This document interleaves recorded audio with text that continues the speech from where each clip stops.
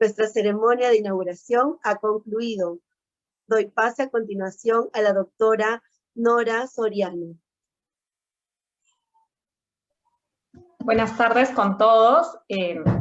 Buenas tardes a la mesa de honor y a todos los participantes de esta jornada. El día de hoy me ha tocado empezar invitando al doctor Santiago Stucchi Portocarrero, quien va a tener la primera ponencia de esta jornada, denominada Estrés y Trauma en la Historia. Él es médico psiquiatra del Hospital Víctor Larco Herrera y profesor de la Universidad Peruana Cayetano Heredia.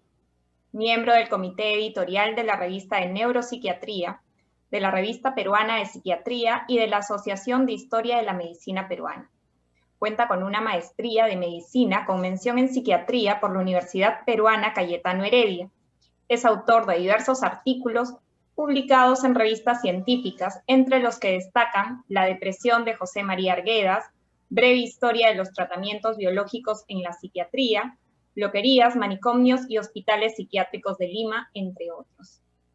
Damos la bienvenida al doctor Stucchi y esperamos que todos puedan disfrutar de esta ponencia. Muchas gracias, doctora Soriano, y muchas gracias a los organizadores del evento. Vamos a empezar con la exposición. Voy a subirla.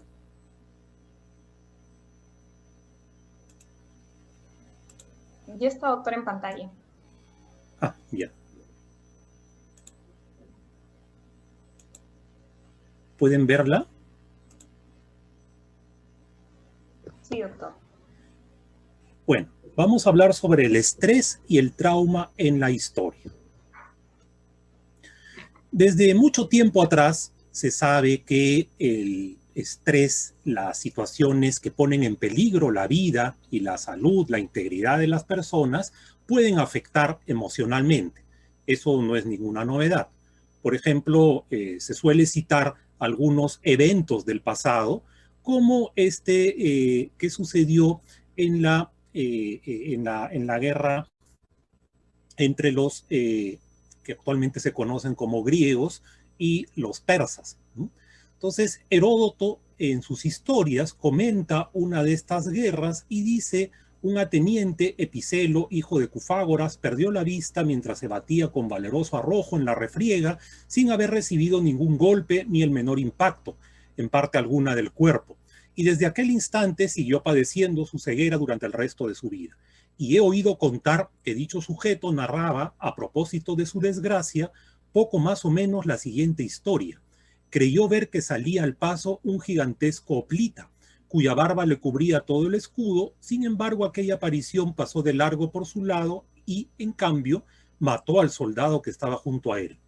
Esta es, en definitiva, la historia que, según mis informes, contaba Epicelo. Historias como esta suelen utilizarse como argumento para decir que el estrés postraumático existe desde tiempos inmemoriales. Sin embargo, hay que tener mucho cuidado de hacer extrapolaciones diagnósticas a eventos remotos, eventos del pasado en general, ¿no?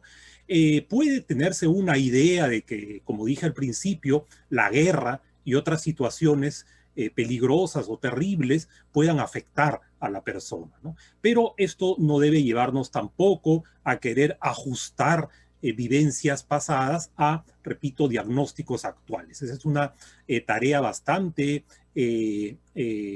artificial, podríamos decirlo, que autores como Berríos han considerado anacrónico, ¿no? De todas maneras, sirve como un parámetro de el tema que estamos analizando, ¿no? No vamos a entrar en detalles de casos del pasado entonces, sino nos vamos a referir más que todo a cómo se va formando la idea del estrés postraumático en la actualidad. De todas maneras, no podemos dejar de mencionar algunos conceptos que han persistido hasta tiempos relativamente recientes, como el que se acuñó durante las guerras napoleónicas, que fue el vent du boulet, ¿no? Que quiere decir viento de bala, ¿no? Y es una afección que padecían los soldados y que se atribuía a el paso de la bala cerca de la cabeza, ¿no? Este concepto lo vamos a volver a ver más adelante. También en el siglo XIX, o mejor dicho, ya en el siglo XIX, durante la Guerra de Secesión en Estados Unidos, Da Costa describió el corazón irritable, ¿no? Esto lo publicó en esta revista, el American Journal of the Medical Sciences, en 1871. Y este corazón irritable se caracterizaba por fatiga por esfuerzo, dificultad para respirar, palpitaciones, sudor y dolor en el pecho. Era más que todo una afección física, ¿no? Pero que tenía, al parecer, un origen contextual, que era la guerra. Y también se le conoció como síndrome de Da Costa. Hubieron muchos otros, no vamos a entrar en detalle, estamos fijándonos en aquellos más representativos. Fue quizás en la guerra ruso-japonesa de 1904 a 1905 que ya la psiquiatría propiamente dicha empieza a actuar de manera más directa, ¿no? Y lo hace en el mismo campo de batalla, porque considerando las enormes distancias que habían entre el frente oriental para Rusia, en la Siberia, y las ciudades principales europeas, entonces se prefirió que los médicos, en este caso ya se puede hablar de psiquiatría, aunque sea de manera incipiente, los psiquiatras empezaron a actuar ya en el mismo frente de batalla, ¿no? Y se describieron, por lo menos en el frente ruso, estados confusionales, breve excitación histérica, miedo e inestabilidad. También a raíz de esta guerra, un alemán, Georg Honigmann, describió la Kriegsneurose en 1907, es decir, la neurosis de guerra, un concepto que va a tener mucha importancia más adelante, pero que en su momento fue desacreditada por nada menos que Charcot, ¿no? Que dijo que esto simplemente era una forma de histeria. Pero no solo la guerra fue estudiada como motivo de alteraciones emocionales, ¿no? También los accidentes y particularmente en el siglo XIX los accidentes de ferrocarriles, ¿no? Porque solían ser bastante aparatosos, no más que los accidentes de carretas que habían hasta ese momento. En este contexto, el autor Eriksen hizo una publicación sobre accidentes de ferrocarril y cómo afectan el sistema nervioso, y él acuñó el concepto de la médula espinal del ferrocarril, es decir, de railway spine, ¿no? Y dentro de su libro he rescatado este fragmento en el cual él dice, hablando de un caso, dice, sus amigos remarcan y él mismo siente que ya no es el mismo de antes. Él ha perdido energía corporal, capacidad mental, aptitud para el trabajo, se ve enfermo y gastado, muchas veces se torna irritable y fácilmente se cansa. Su sueño está alterado, es inquieto e interrumpido. Él se despierta muchas veces con alarma súbita, sueña mucho y los sueños son estresantes y horribles, ¿no? Entonces el componente del sueño ya se vislumbra en esta descripción de la médula espinal del ferrocarril. Y este concepto se hizo bastante popular durante el siglo XIX, estamos en la década de 1860, y dio lugar a indemnizaciones bastante grandes, desmesuradas, ¿no? Entonces, porque al plantearse un daño físico, porque la médula espinal del ferrocarril era una enfermedad física que se producía, según su autor, por un daño en el sistema nervioso, entonces era una enfermedad crónica y de mal pronóstico, por lo cual, repito, las indemnizaciones tenían que ser desmesuradas, fuertes. Entonces esto dio lugar a que se empezara a preferir otro tipo de explicaciones, como vamos a ver luego, y en esto las psicológicas calzaban mejor. Y vemos pues, esto nos lleva a pensar que los cambios en las nomenclaturas, en los conceptos de médicos y psiquiátricos no siguen necesariamente una línea científica objetiva, sino que tienen que ver muchas veces con cuestiones sociales, culturales e inclusive económicas.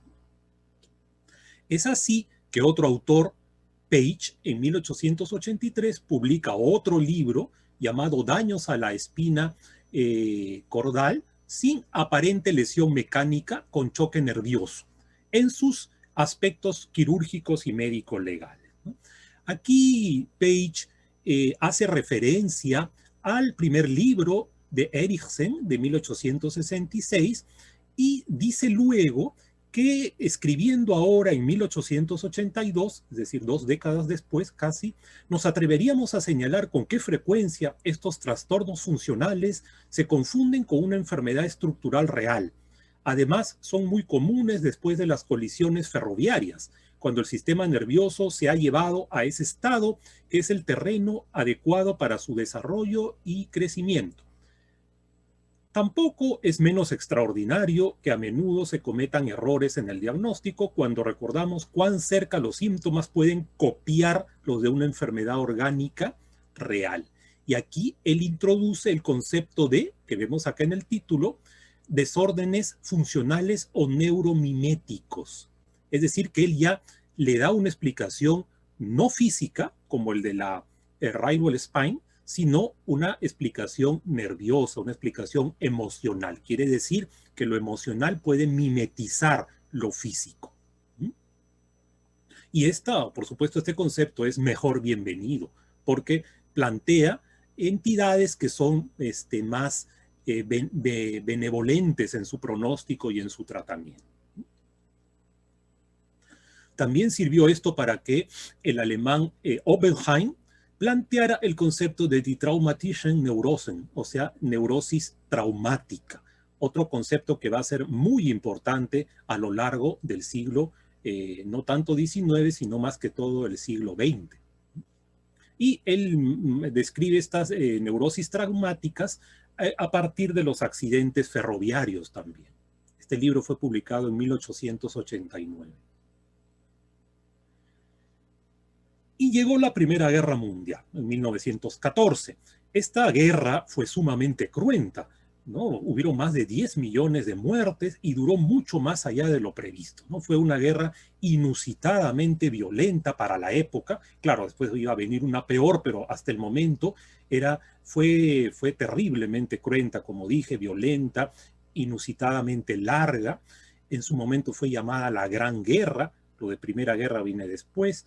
Las movilizaciones se estancaron y los soldados permanecían en trincheras, en condiciones sanitarias deplorables, con la amenaza perpetua del ataque enemigo y el uso de armas terribles como los gases venenosos y los lanzallamas.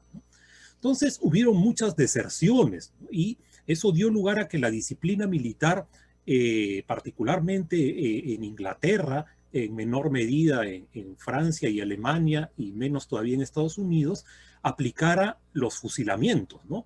Y se fusilaba a los soldados denominados cobardes o desertores. Esto se consideraba que era una amenaza a la moral de las tropas, ¿no? Entonces, poco a poco los altos mandos militares tuvieron que recurrir a los especialistas, es decir, a los médicos y a los psiquiatras, para confirmar si realmente esto era una enfermedad o estábamos hablando de una simulación.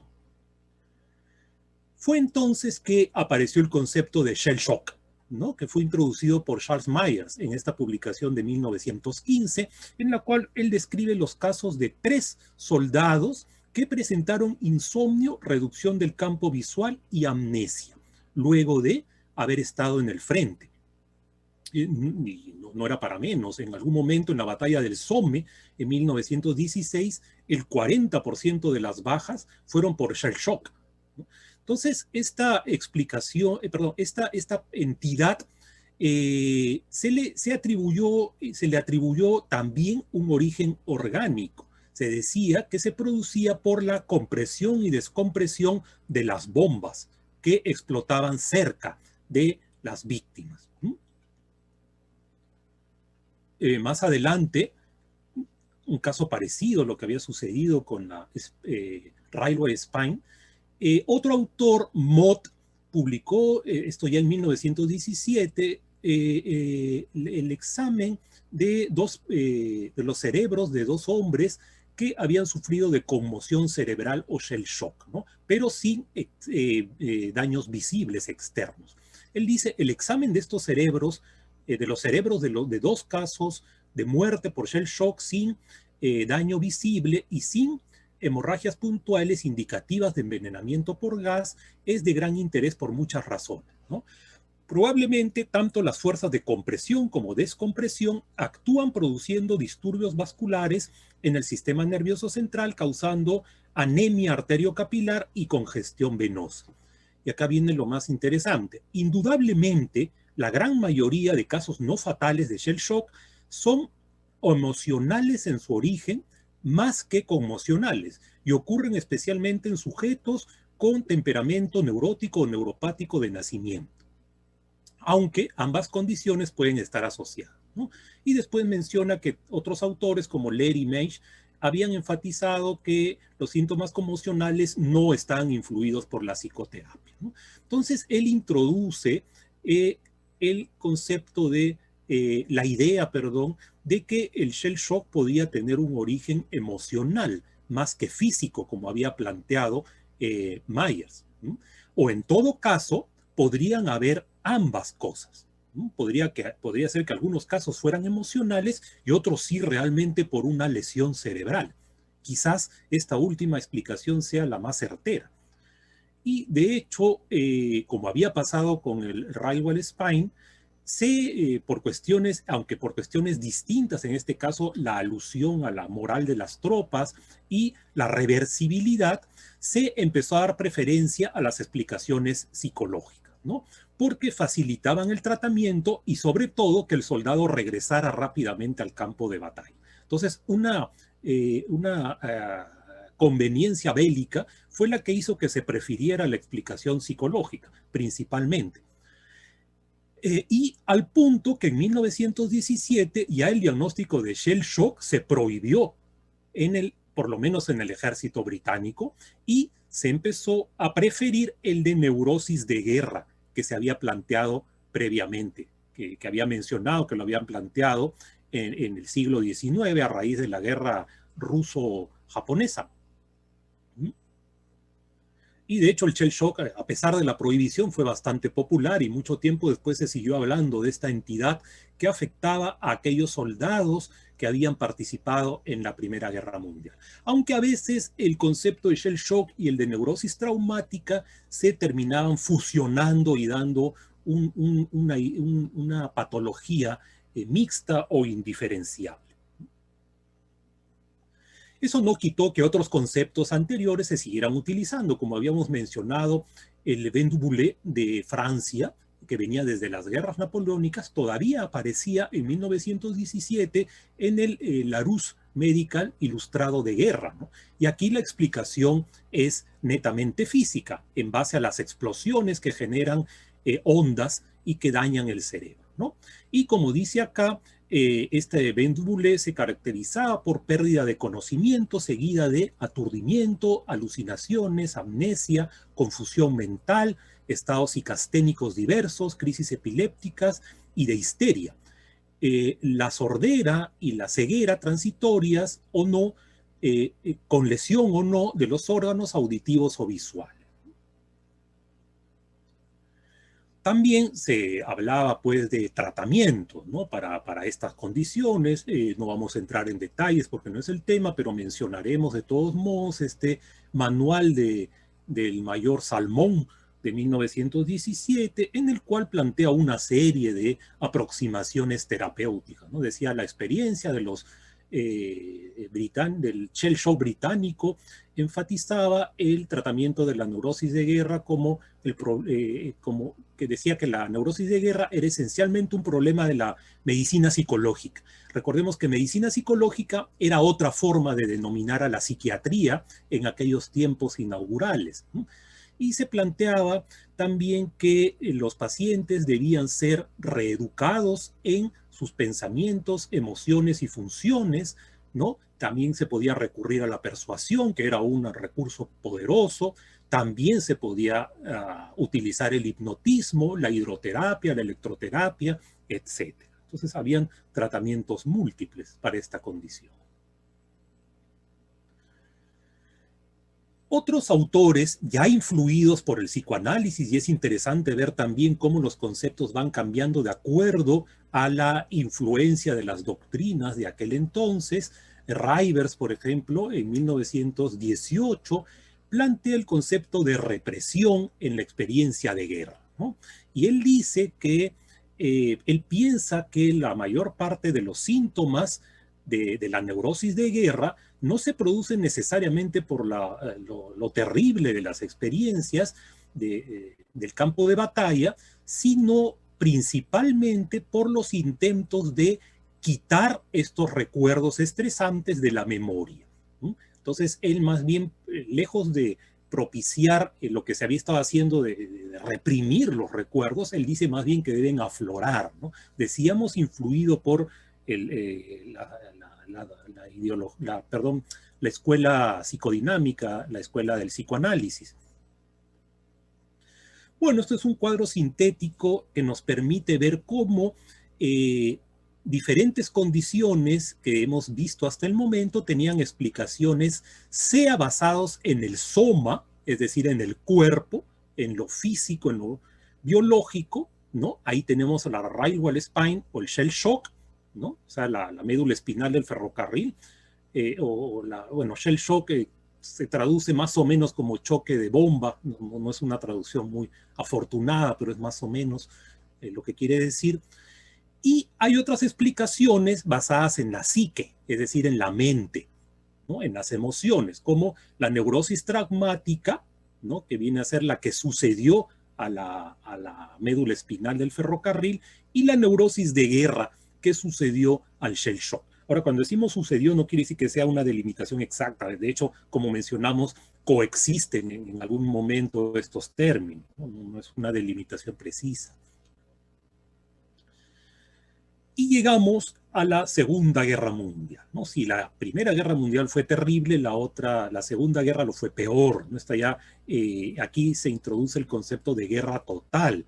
En la Primera Guerra Mundial, por lo menos, bueno, si es que podemos decir por lo menos, la guerra se desarrollaba en el frente, nada más. Pero ya en la Segunda Guerra Mundial se abarca a toda la población. Y no es raro, pues, ver bombardeos que destruyen ciudades totalmente, como en la misma Europa Central o en Londres, o ni qué decir de la terrible experiencia de la bomba atómica en Hiroshima y Nagasaki.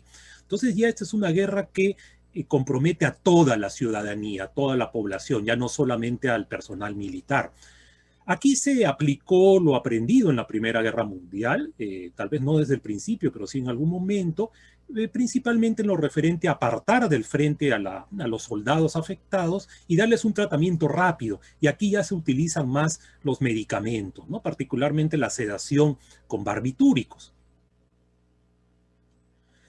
Esta foto se hizo conocida porque introdujo la idea de la mirada de las 1000 yardas. ¿Qué quiere decir? Es la mirada perdida que caracterizaba a algunos soldados que, diríamos ahora, se encontraban en estados disociativos, ¿no? Entonces, esa mirada perdida, repito, fue conocida como la mirada de las 1000 yardas.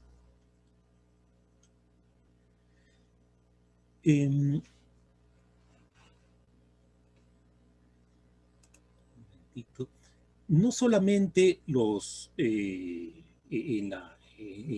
los países angloparlantes o francoparlantes o germanoparlantes se describieron estas experiencias. También en en Rusia se publicaron artículos y libros sobre el tema de los traumas de guerra o los traumas o los problemas emocionales derivados de otro tipo de eventos traumáticos.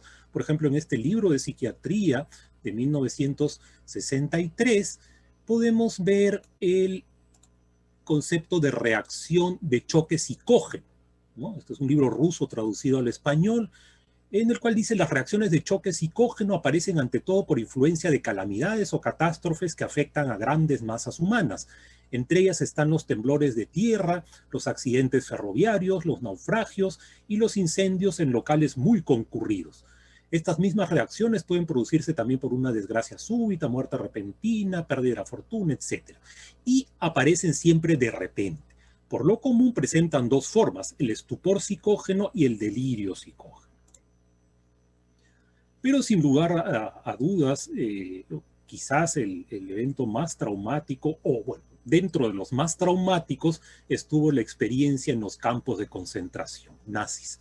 No vamos a entrar en detalles, eso es ampliamente conocido, pero sí diremos que este fue una fuente de mucha literatura en torno a experiencias traumáticas a largo plazo, ¿no? Y se han descrito en sobrevivientes de los campos de concentración un estrés abrumador por haber vivido la crueldad, la humillación por parte de los captores, ¿no? Esto dio lugar a desconfianza, inestabilidad, nerviosismo, irritabilidad, insomnio, dolor de cabeza, depresión, pesadillas, falta de iniciativa, vértigo, etc. Una serie de dolencias tanto físicas como emocionales. Y también esto dio lugar a la culpa del sobreviviente, ¿no? Muchos de los sobrevivientes que habían perdido a toda su familia se deprimieron. ¿Por qué yo? ¿Por qué sobreviví yo y no mi familia? Y algunos hasta llegaron al suicidio. Esto, como decíamos, fue motivo de muchos estudios. Incluso Viktor Frankl publicó su experiencia, la experiencia de un psicólogo en un campo de concentración, años después.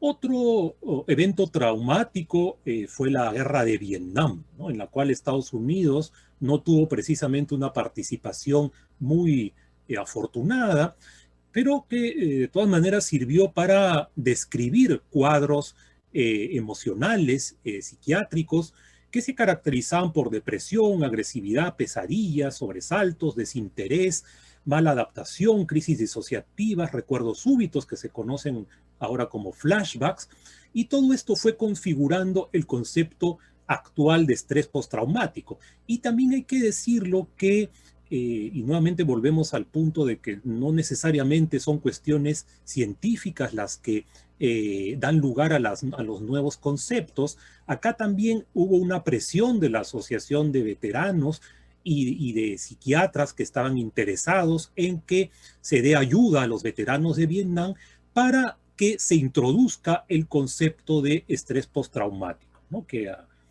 no había sido precisado con esos términos. Bueno, generalmente se habla del trauma de los soldados, pero no se dice mucho de la población afectada, como vemos en esta famosa foto de un bombardeo con gas tóxico en una población vietnamita. Se escribió bastante también, como este libro de desórdenes de estrés entre veteranos de Vietnam, publicado en 1978 por Figley. Y decíamos pues que a raíz de Vietnam es que se introduce el diagnóstico preciso de trastorno de estrés postraumático a partir del DSM-3 en 1980, ¿no? Que por supuesto tiene una influencia de la antigua neurosis de guerra, pero no es exactamente lo mismo, ¿no? No hay una continuidad, una continuidad lineal, sino que es un concepto diferente, basado en, pero no exactamente el mismo. En el DSM-2 no existía exactamente un estrés postraumático, ¿no? Y a partir del DSM-4 de 1994 se divide esta condición en dos: un estrés postraumático que era de características crónicas y un trastorno de estrés agudo, ¿no? Que era de aparición pronta. Nos hemos referido básicamente a las experiencias de Europa y Estados Unidos, pero eso no quiere decir que no exista experiencia más cercana. Es bastante amplio lo que se ha escrito sobre guerras, dictaduras y represión y terrorismo en nuestros países. No alcanzaría el tiempo para hablar de todo eso, pero vamos a mencionar de todas maneras algunas cosas. Por ejemplo, durante la dictadura militar de Pinochet, que se instauró en 1973, se publicaron algunos artículos como este intento de una fenomenología de la situación de tortura, Dor Segers, Lira y Weinstein, ¿no? Que hacen una descripción bastante pormenorizada de las personas que habían sido sometidas a tortura, ¿no? Y que desarrollan no solo un estrés postraumático, sino un cambio en la personalidad, ¿no? La persona se desarrolla se vuelve distante emocionalmente, revive los eventos traumáticos, adquiere desconfianza, en fin, una serie de características propias por la situación de asimetría que se da en la situación de tortura, ¿no? También la anonimidad entre torturador y torturado, y por otro lado, también el vivir en zozobra, no saber qué va a pasar, la destrucción de la temporal y la espacialidad, como dicen los autores, ¿no? Y en nuestro país quizás el intento más amplio de describir no el único, claro, pero el más amplio de describir la situación de las personas que sobrevivieron a la violencia de la década de 1980 y 1990 es el informe de la Comisión de la Verdad y Reconciliación que se publicó en el año 2005, ¿no? Este informe es bastante extenso, vamos a mencionar solo una parte, ¿no? Ellos, sin ceñirse estrictamente al diagnóstico de estrés postraumático, mencionan pues que las víctimas padecían de miedo y desconfianza porque habían convivido con un miedo generalizado y permanente, persistente y con una gran desconfianza, ¿no?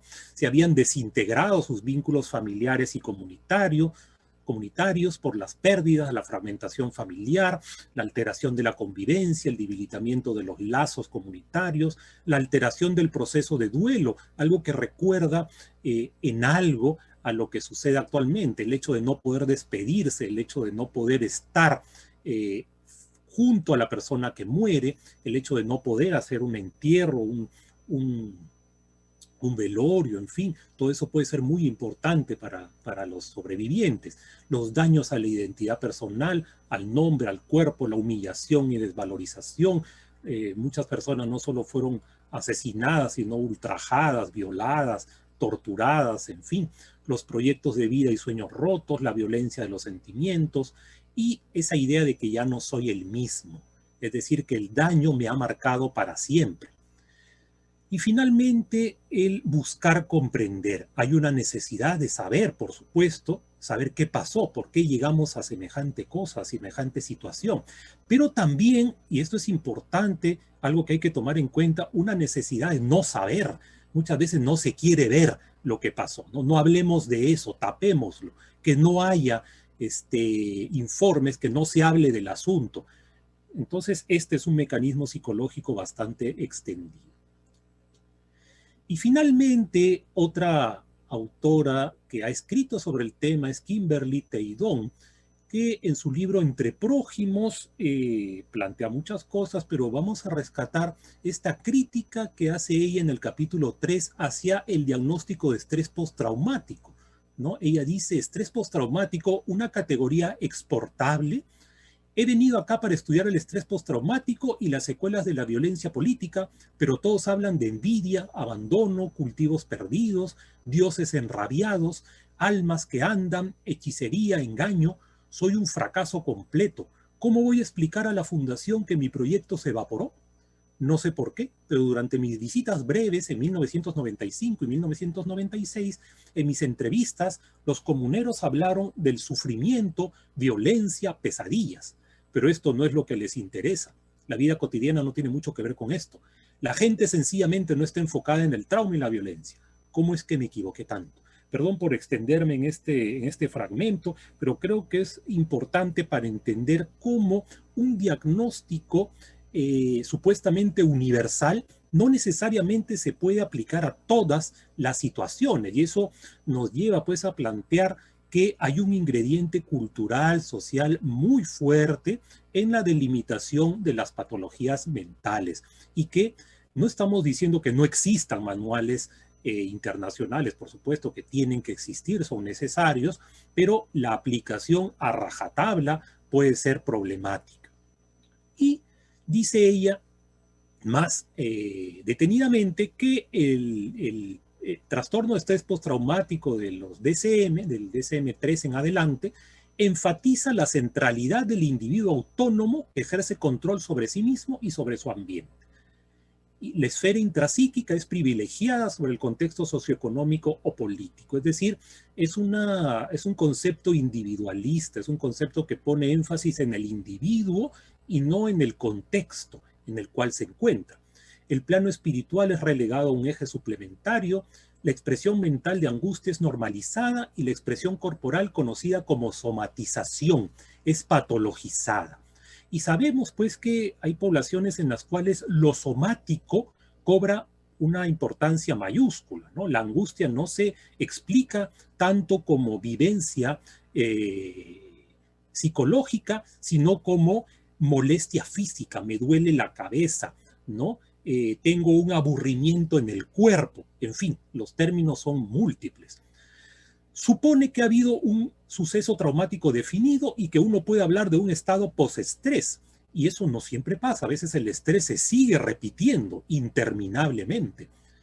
Y esta parte es particularmente importante, supone que hay una respuesta universal a los eventos estresantes, es decir, como dijimos al iniciar la exposición, mi concepto actual de trauma es perfectamente aplicable al presente y al pasado, a hace 100 años y hace 1000 años. Y eso es bastante cuestionable, ¿no? Y del mismo modo es cuestionable que sea aplicable a la Lima, a la Lima de la ciudad, que a la Lima rural, a una comunidad andina, a una población de la selva o a una población de Asia o de África. Entonces, lo cultural va a influir bastante en cómo se expresa el estrés. El suceso traumático fue un suceso fuera de la gama de experiencias humanas normales o cotidianas, y el tratamiento toma al individuo como la unidad de análisis e intervención. Los síntomas mismos, eso lo dice en otra parte, tendríamos que verlos bajo la óptica cultural. Por ejemplo, para el DSM, los sueños recurrentes son un síntoma de estrés postraumático, ¿no? Pero bajo una visión andina, y eso lo mencionaban al referirse a un caso en particular de una señora que en sus sueños recordaba repetidamente a su esposo que había sido asesinado durante la época de la violencia, pero para ella, lejos de ser una cuestión terrible, era más bien el indicativo de que su esposo la seguía visitando en sueños y la seguía cuidando. Es decir, el mismo síntoma se puede reinterpretar según la óptica cultural. Bueno, esta es la bibliografía que he utilizado. Les agradezco por su audiencia y, por supuesto, si tienen alguna pregunta o alguna duda, estoy dispuesto a resolverla. Gracias. Muchas gracias, doctor Stucchi, por su ponencia. Creo que nos ha brindado muchas luces respecto a cómo se han ido construyendo los conceptos, ¿no? No solamente un concepto de estrés, sino los muchos conceptos a lo largo de la historia, ¿no? Tenemos una pregunta del público, se la voy a leer, del doctor Fabio Vega. Nos dice: gracias al doctor Stucchi por la exposición. ¿Cómo considera que ha aportado en la conceptualización social, afronte, estigma, atención, apoyo, etcétera, hacia las personas afectadas que en el último siglo se considere como trastorno mental las reacciones crónicas al estrés o situaciones traumáticas, muchas de ellas por acción del hombre, como guerras, dictaduras, represión? Y gracias, doctor Vega, por su pregunta, por su inquietud. Como hemos visto, el concepto de trauma nace justamente de cuestiones, el concepto de trauma y estrés nace pues de situaciones sociales, que podríamos considerar sociales, como las guerras y los accidentes, ¿no? Entonces, esto ha dado lugar a que a lo largo del tiempo se haya considerado de diferente manera, de diferente óptica, la aparición de esto que ahora llamamos síntomas, que en algún momento podrían haber sido reacciones normales hasta cierto punto, ¿no? Pero en algún momento esto ya se empieza a considerar como síntoma, o también puede ser que se considerara como anormal ya en los casos extremos, cuando la persona llegaba a la locura, ¿no? En tanto que posteriormente ya se empieza a abarcar dentro de lo patológico otras reacciones emocionales que anteriormente podrían haber sido consideradas normales, ¿no? Y esto también ha dado lugar a una serie de debates en torno a si estamos frente a una reacción patológica frente a hechos cotidianos o es más bien una reacción normal frente a hechos totalmente anómalos, ¿no? Entonces, en algún momento, cuando empieza la psiquiatría propiamente a deslindarse del alienismo del siglo XIX, recordemos que en esta época también, finales del siglo XIX, repito, estaba en boga la teoría de la degeneración. Entonces, a partir ya del surgimiento de la psiquiatría propiamente dicha, y sobre todo con la Primera Guerra Mundial, se empieza a plantear que una persona normal podía volverse loca, entre comillas, claro. O sea, podía desarrollar una patología mental dependiendo del contexto. O sea, ya no es pues una cuestión solamente física, orgánica, biológica, motivo de la degeneración, sino que cualquiera podía estar sometido a un estrés suficiente como para perder la razón, ¿no? Y esto no es casual que surja a principios del siglo XX, decíamos, con la psiquiatría y también con la difusión del psicoanálisis, que va a dar una explicación más psicológica que física a los trastornos mentales. No sé si he podido responder la pregunta del doctor Vega o queda algo por dilucidar.